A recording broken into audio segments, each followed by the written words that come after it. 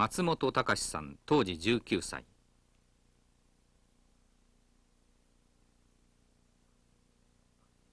爆心地から1キロメートルの元町で被爆しました。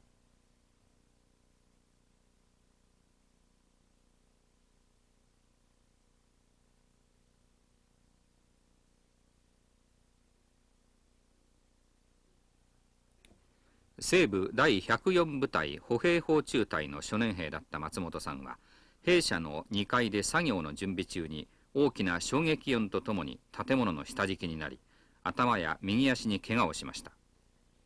戦後ずっと重い後生涯に悩まされてきました。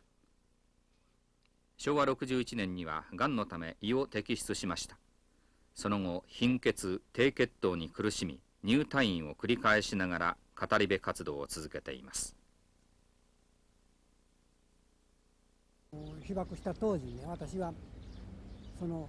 明治に建った大きな2階建ての、もちろん木造なんですがね、その木造の2階におったわけですよね、8時頃で。よくね、最近、元からですがピカドンという言葉があるんですが、これは何言うんですかね、光と音との秒速の差でピカってカテドンでしょうけども、私の場合はピカドンというような認識は全然ないわけですよね。光ったのも記憶はないし、音がしたのもない。ただ自分が体全体に大きな衝撃を受けただけで、気が付いた時には何かの下敷きになっておった、暗いところですね。それでね、どれぐらい経ってか気が付いて上を見ると、ある一点が明るくなって光が差しておる。その方へ私が手を差し出したんですよね。でその時に外におった兵隊が戦友、古い兵隊なんですが、その方にその手を見つけてもらって、そして瓦をはぐって出してもらったという。幸い私はね、2階の一番頂点の部分におったために、木組みのちょうど体が全体を抑えられないところにおったということ。片足右足は抑えられて、自分自身は出ようにも出られなかったんですね。そしてその古い兵隊に外に出してもらった。そしてその出た時にね、大きな木造の建物が倒れたら相当埃があったと思うんですがね、私が出た時にはもう埃も何にもなかったということは、だいぶ時間が経ったんじゃないかということですよね。で外へ出てみると、他の兵隊も右往左往して、で私も片足片目を、そこで仮包帯して、そして他の兵隊と私のようにやっぱり建物の下敷きになっておった兵隊を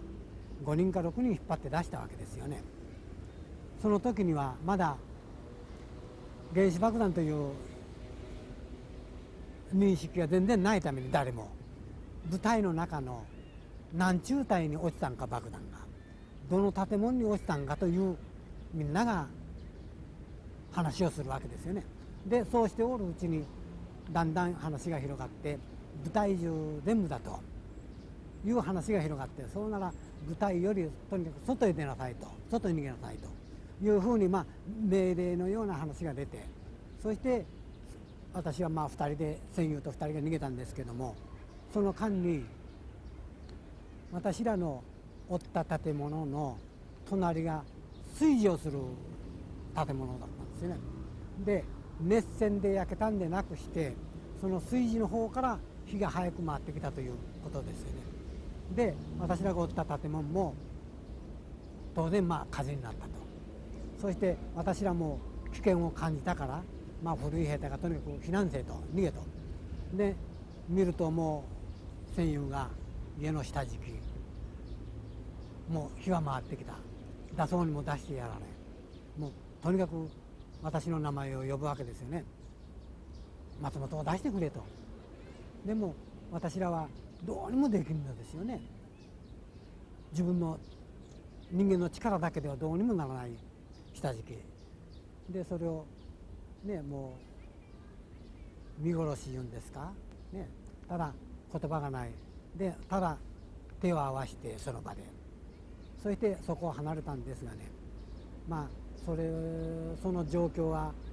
ね、まあ今も忘れませんが、これはまあ一生涯忘れることはできんと思うんですよね。夢にも時々今までも見てきましたし、まあこれからも見てくると思うんですよね。私はそれからどんどん、まあ大体ここからそうですかね、30キロぐらいあるんですかね、そこへ小学校へ収容されて、それでもう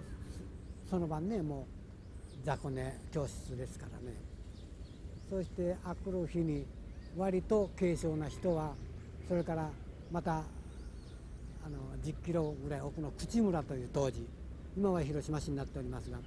口村いうとこの小学校へ運ばれていったんですね。でそこでまあ終戦を迎えたんですけども、その間に朝起きてみたら隣に寝ておった兵隊がもう死んでおったり、もう夜中にねいびきをかいてゴロゴロ何か楽になったんかなと思うと、もう朝になって死んでいく。もう話を聞くと痰が喉に詰まってですね、それを飲むことも吐き出すこともできなかった、そのために死んでいったということらしいけど、でそういうことがもう毎晩ですね、繰り返しです。それでもう朝になってみると、そこの村の人が学校の校庭の隅でトタンをかぶせて、まあ死体を焼きおるわけですよね。で私は、まあ、ある程度体が起こされたもんですからね、割とまあ楽なかったんですけども、もうそこの15日の終戦、まあ、敗戦の時に天皇の詔書が出た時ですね、それを聞いた途端にもう本当によく死にましたね。まあ気が落ちたというか、どういうことですかね、私らで言わせますと、もう気が抜けたということですかね。その晩が一番ひどかったように思いますね、死んでいったのが。見かけはね、色目も良いし、どこが悪いんかというようなんですけども、私自身はまあ、精神的にもなんですけども、本当に苦しい毎日の繰り返しですから、私はまあ来年とか来月とか明日とかいうことはね、私にはないんだと。もう今すべきことは今すぐするんだというふうな生活の仕方ですね。